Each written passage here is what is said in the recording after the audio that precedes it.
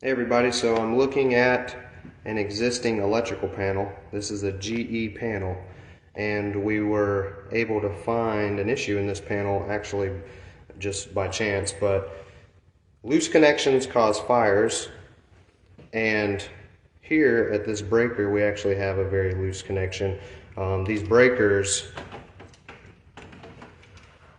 have these jaws right here that should bite down on the bus bar that you see down in here, and if it doesn't have a tight grip, then it will have a loose connection and can cause arcing and overheating at the breaker. Now luckily there hasn't been no issue on this since I've been here just yet, because there's been no load on it.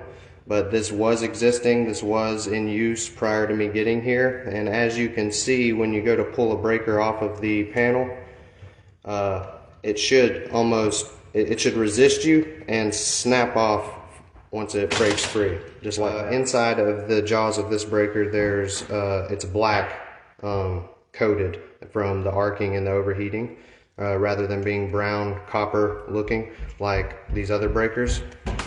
And this thing goes in, I mean, there's no bite on the bus. It's very, very loose, and that's why it's been overheating. Whereas these are more of a pain to pop out because they bite good on the bus, and you have that nice copper color inside on these jaws here where it actually snaps in to the bus.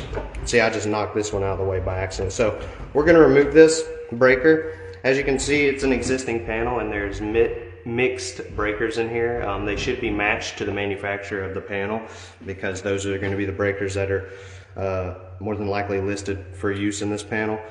This breaker actually does match the manufacturer. It's a GE breaker and a GE panel. So the breaker needs swapped. We're going to remove it so that there's no chance of overheating and arcing and a fire.